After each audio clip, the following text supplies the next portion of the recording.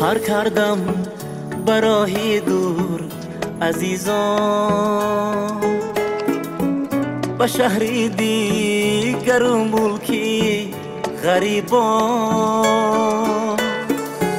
سفر کردم برای دور عزیزان، به شهری دیگر و ملکی